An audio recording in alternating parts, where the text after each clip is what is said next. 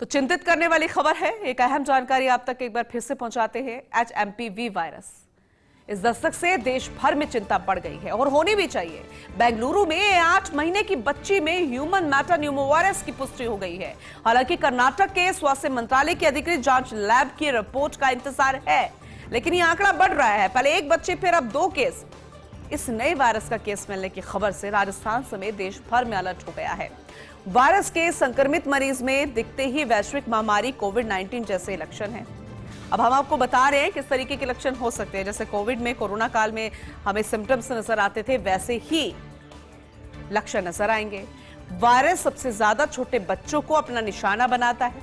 इससे स्प्रेड की आशंका भी ज्यादा हो जाती है। वायरस से संक्रमित मरीज में शुरुआत में खांसी, गले में घरघराहट और नाक बहने, गले में खराश जैसी दिक्कतें होती है और इसीलिए अलर्ट होने की बेहद ज्यादा जरूरत है।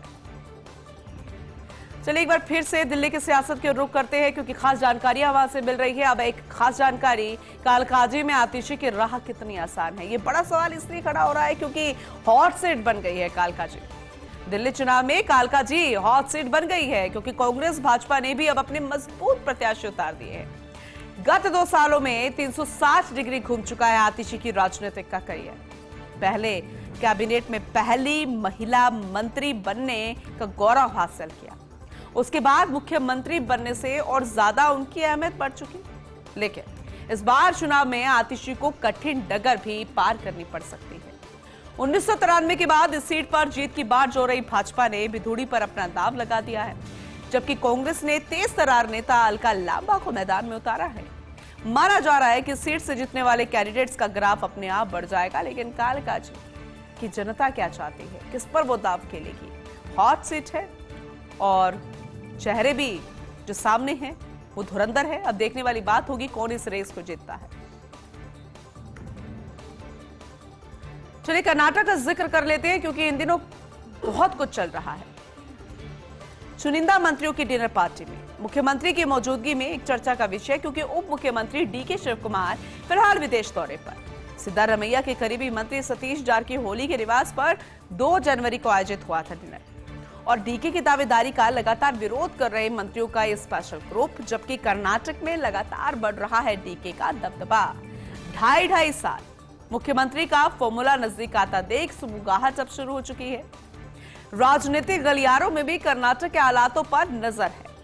भारतीय जनता पार्टी ने भी इस बैठक को लेकर DK को उनका बयान याद दिला दिया है, लेकिन क्या इस दबदबे के बीच में वो अपना बयान याद करते हुए नजर आएंगे, या फिर जो सुमुगाहट है उन सब पर पानी फेर देंगे, या फिर एक नई सियासत चली जाएगी, एक नई चाल चली जाएगी शतरंज के एक मोरों की तरह? ये देखने वाली बात होगी। लेकिन कुल मिलाकर यही कहेंगे कि कर्नाटक में आखिर चल क्या रहा है, ये सिर्फ कयास लगाया जा रहा है। अभी तक तस्वीर साफ होनी बाकी है। एक और अहम जानकारी, जस्टिन ट्रूडो क्या इस्तीफा देंगे? सवाल बड़ा है, और ये सवाल इसलिए क्योंकि भारत से पंगा लेना महंगा पड़ता दिख रहा है कनाडाई PM को। सूत्रों के अनुसार लिबरल पार्टी के नेता के रूप में इस्तीफा दे सकते हैं ट्रूडो। ये कहा जा रहा है वो देंगे इस्तीफा। ट्रूडो ने 2013 में लिबरल नेता के रूप में पदभार संभाला था, और अब इस बार चुनाव में सर्वेक्षणों में पार्टी की बुरी तरह से हार होती नजर आ रही है, और ऐसे में ट्रूडो को हटाकर डोमिनिक लेब्लांक को बनाया जा सकता है चेहरा।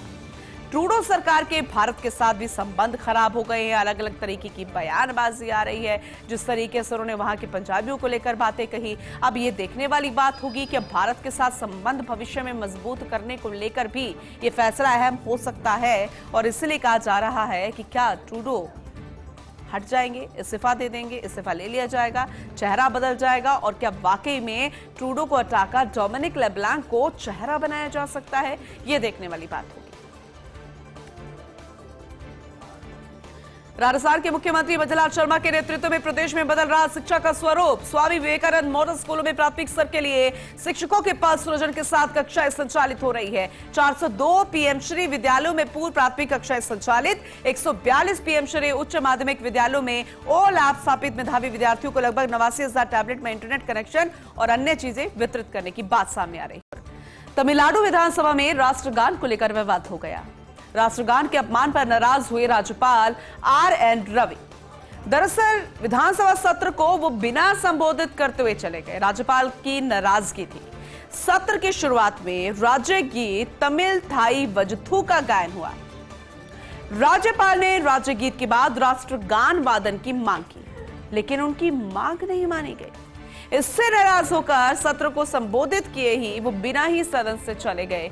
और ये देखा भी जाए तो राष्ट्रगान सबसे मुख्य होता है, बेहद अहम होता है, लेकिन एक राज्यपाल की बात को नहीं सुना गया। राष्ट्रगान उनके कहने के बाद भी नहीं गाया गया, तो नाराजगी जाहिर है। लेकिन अब किस तरीके से मनाया जाएगा, कैसे इस पूरे मामले को देखा जाएगा, ये देखने वाली बात होगी। लेकिन कुल मिलाकर नाराजगी राज्यपाल की जरूर यहां पर नजर आई है।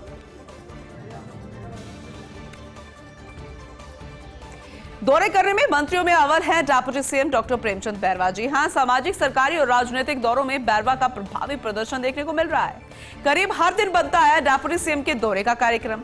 विभागों की व्यवस्थाओं के बीच भी ज्यादातर कार्यक्रमों में वो शामिल हो जाते हैं। दूसरे राज्यों में चुनावों के दौरान भी उनकी पूरी सक्रियता रहती है।